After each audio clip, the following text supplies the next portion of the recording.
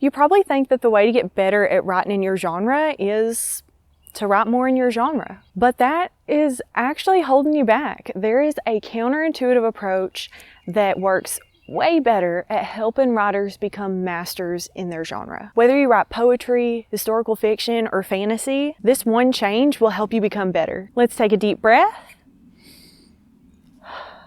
You've made it to the writing woods. There's no pressure here, no stress. We are hanging out, talking about storytelling. If you're looking for more folks who are trying to improve their craft and build sustainable relationships with their writing practice, head over to writingwoods.com. Let's start by talking about two different comic book authors. The first author, James, has been writing superhero comics for about 10 years. And Fred has been a comic book author for about 5 years, and he's written superhero, romance, and horror comics. Which of these two authors do you think has the best shot at writing a breakout hit superhero comic? Most of us would say James. He's the obvious choice, right? He's been doing it longer and he specializes in superhero comics. But actually, that specialization may be working against him. In a 2006 study of comic book authors, researchers tried to find out which factor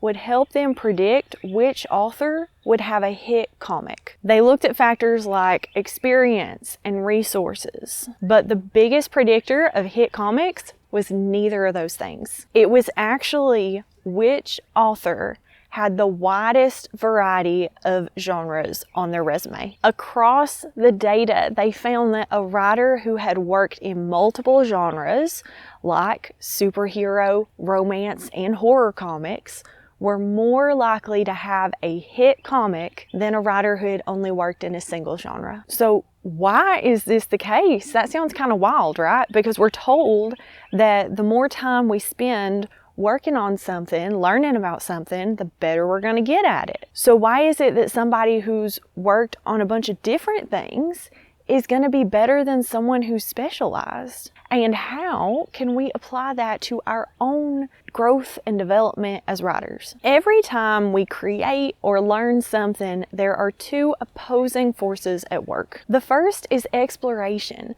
That's what happens when we try new things, when we experiment, when we learn broadly. The second is exploitation, which is the refining and deepening of what we already know. And this is not new information. The concept of exploration versus exploitation was defined in 1991 by James G. March. He named the tension that's always at work between these two forces and the trade-offs when we focus on one over the other. Too much exploitation, which is going deep into our knowledge, leads to efficiency but stagnation. Too much exploration, on the other hand, gives you a lot of ideas but no refinement. The most successful writers balance both. We have to find ways to deepen our understanding of the concepts that we already know and use, while exploring other ideas and perspectives. When we have a good balance of exploration and exploitation,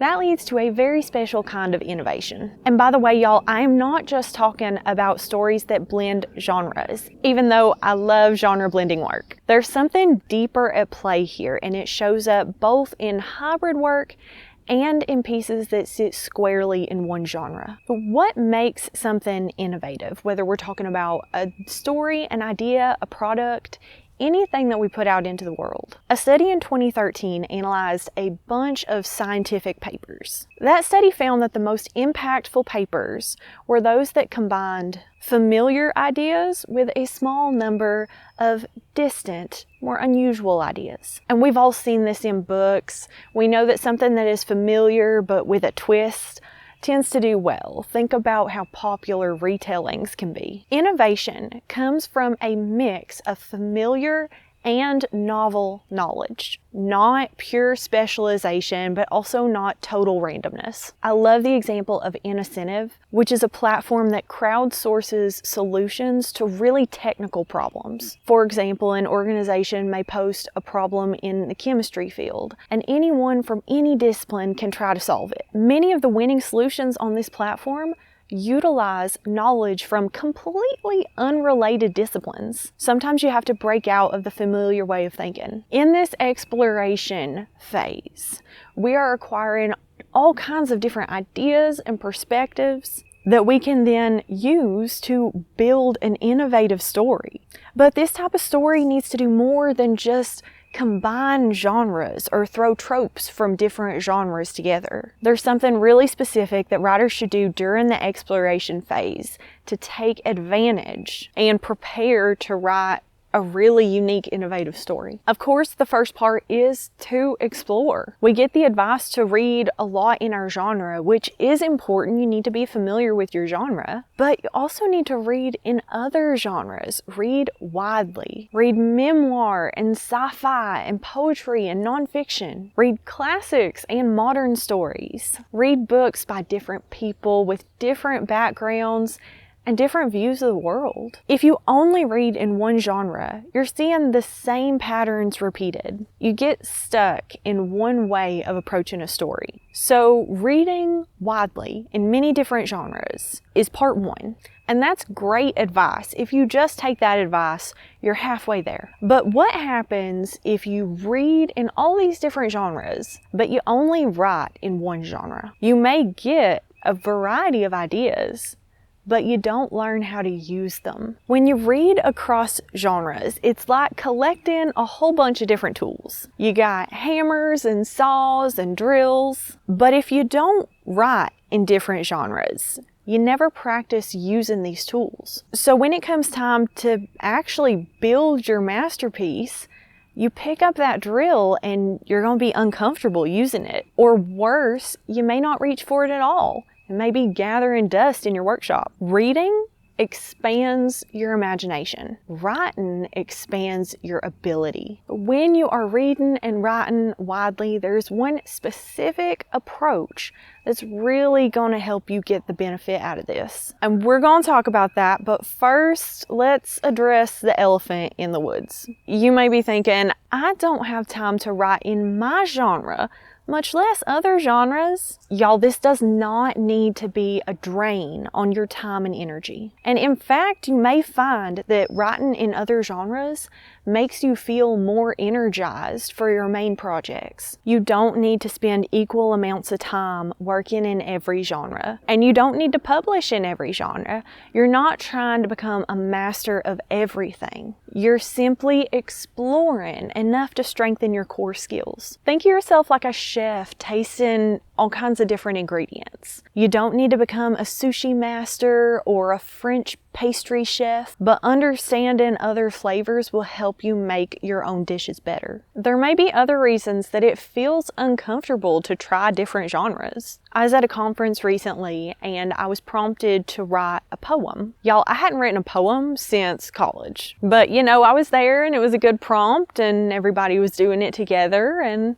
so I gave it a go. Guess what? I really enjoyed it, and it prompted a different perspective. It brought out some imagery and emotions that I'd been having a hard time accessing with my fiction. And I got to thinking, why don't I write poetry? My personal narrative is I'm not good at it. I got bad marks on my poetry in college. I always struggled with form. It just didn't come naturally, even when I worked on it. But guess what? Who cares? I'm not publishing it. I don't aspire to be a poet, but I enjoyed writing it, and it brought out something different in my storytelling. So as you're thinking about writing in different genres, and as the objections come up and it feels uncomfortable, really think about why? What is holding you back? And when you do start writing in different genres, I want you to follow this one rule. This is the critical thing for getting the most out of the habit. Borrow the engine, not the paint. The easiest thing to do is to borrow surface level elements from different genres, the tropes, the aesthetic. But the real advantage comes from using the structure and the skills. Writers read differently. We notice the storytelling. We see the scaffolding underneath the facade. But still, the tendency is going to be for writers to notice what works and not necessarily why it works. This is one thing that professional editors usually do better. We just have a lot of practice at it. but writers can acquire this skill too. And it is one of the biggest advantages that you will get from writing in different genres. Because it's easy to say when you're reading a book in a different genre that this story works because of the pacing. You can see how it changes the reader's experience, how it impacts the storytelling. But can you apply the skill of utilizing pacing in that way to your own story? If you only experience it as a reader, the answer is probably maybe. But if you practice using it as a writer, your ability to apply it effectively goes way up. Reading in different genres will allow you to pretty easily copy what a story looks like. But remember, we're not borrowing the paint.